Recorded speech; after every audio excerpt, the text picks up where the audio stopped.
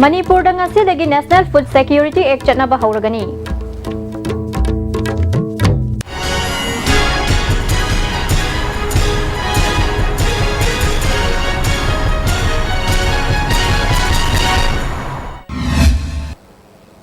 Mideng tabiriba singbu taram nokcheri paw sandok na pizari.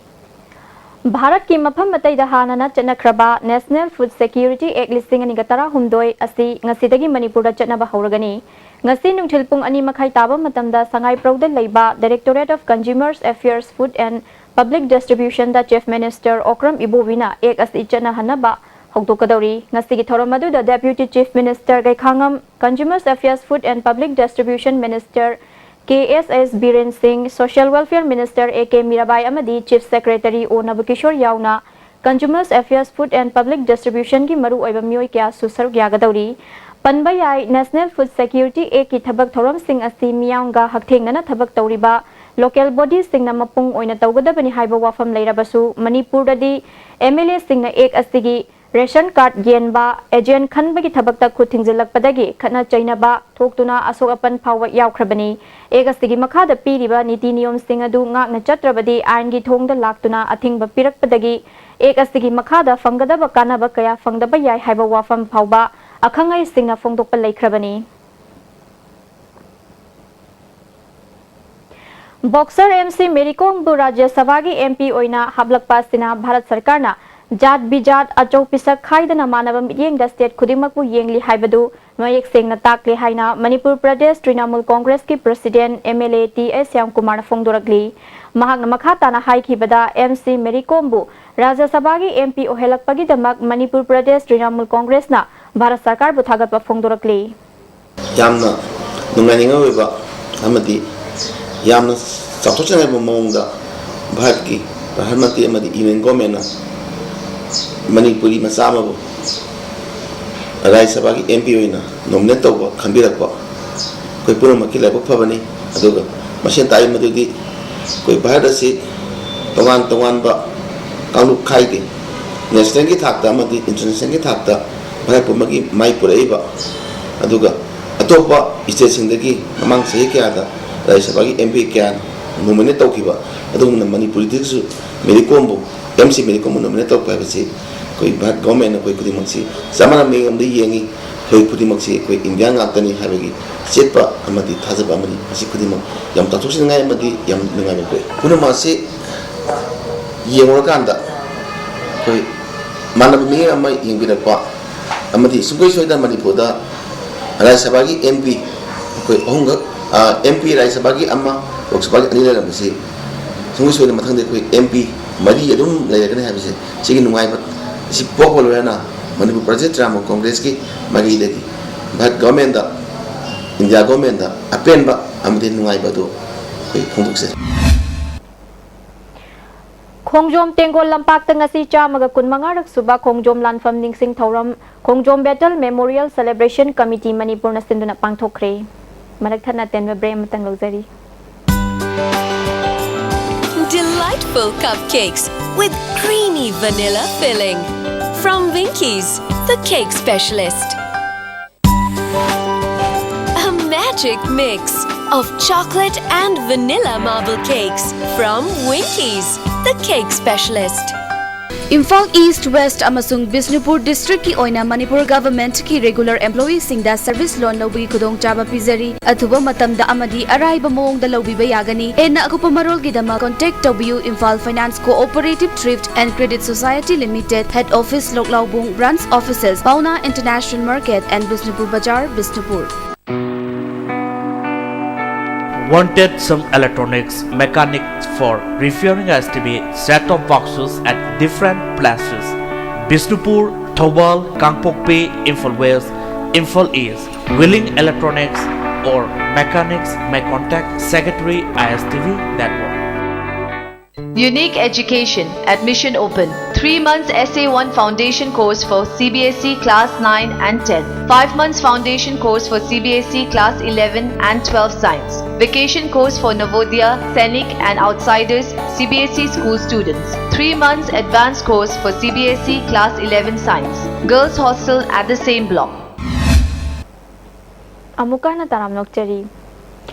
Jatkiba tang kungi numidangda Thobal District Hospital da Thobal Wang Mataba Sorok Makhadagi Ningombam Ongbi Jiteshwari Devi Bu Hospital aduda duty tarambi Dr. Ritana Laying View Yakide Amadi Thawa Sakide Haina Thobal da Labor Club Organization Mera Paibi Amadi Lup Kayana Yaning da ba social media print Amadi electronic media da Fongdo Kibu Wafam Madu Pau Pongna Bawat Padagi Lana Lokibani Haina Dr. Rita Masana Fongdo Kre Thobal Hospital da Pangthopa Pamui Shinga Unabada Dr. Ritana Makhatana Haikibada Anaba si Hana Warta Yeng Lurabanina Ngaihakta Ngainana Bawa from Pongdo Kibani Pendaba Lairabasu Punna Famina Duna Tumtok Minasi Haiki Hospital Asigi Medical Superintendent Haubijam Agom Chana Asigumba Thodok Asi Matung da Thoktana Bahonage Masida Club Organization Singna Sumating Pangbiu Haiki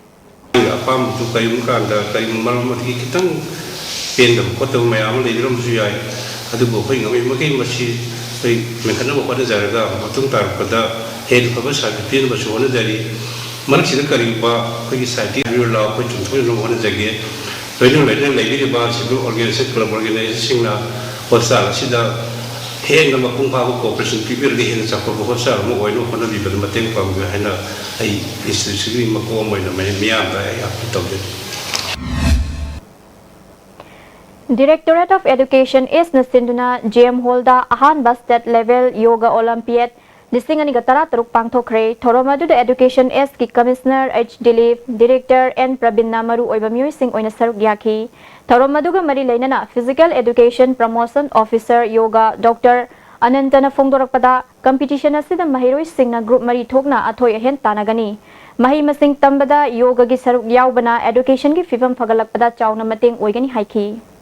Masigi mangdar riba education system sida value based education yaw no bidam optai koina masigi team da tor kan da koina kamai tor ga yoga system sina miyoi bida piriba society pir value based education discipline thaksi khachi society amsung aigre na mari ai musung aiga imung no na mari isagi discipline si phajana khanga kanda masada complete health havidi health ki disease da physically mentally socially spiritually well being waina bhana bada yoga si sinbani Leihau Nunghau Sanglien gi Thaupuba Singh Khankre Irabot Ningthauza KH Tombi amadi Dr. RS Yumnambu Mathang Sina Pandit Achauba President amadi General Secretary oina Khankre Marakthana Tenba break amagang lagzari Jolib 100% natural syrup amasung capsule yu thakpadagi oirakpa awaba chaitheng hakjangi liver soklakpadagi kuchu sengaktaba haksang soktharakpa tumba chaba yaraktaba khong hamba nungairakta singbu phanba ngamba amata ngairaba upaidi Jolib syrup amasung capsule diabetes singidamakta Jolib capsule chabiyu Manipur gi ahanba beautification center mafam sida mahing uring unsa khoiba ariba dakfam phahanba ngami tattoo mole freckle na chingbasu lauthokpa yai hakjang gi ahenba fat pamdaba body gi hair lauthokpa yai ngasimak unabiyu Dr. Madhubala Laser Beauty Clinic MZ Avenue Imphal Delta Tutorials for CBSE. Admission open. Class 9, 10 and 12 Science from April 4. Class 12 Arts from May 4. Class 11 Science from June 6. Vacations course for Navodaya and others from May 4. For detail, please visit Delta Tutorial between 6 am to 7 pm. Adung karigumba awabasing asi mayungnaba thoklaba maroi marang yamna yawba chunjak chaba mapalda toina chaba liver da akaiba laklaba natraga liver gi mapangan chontharakpa tarabasu karishu waningai leitre Lifsaf syrup sizinnabiu adungi awaba punamak koknabigi pambaini diabetic na naraba anaba singnasu sizinnaba yaraba Lifsaf capsule shu phangbigani Lifsaf syrup amadi Lifsaf capsule naraga layingba budi nadringai da saksal hobana hena fai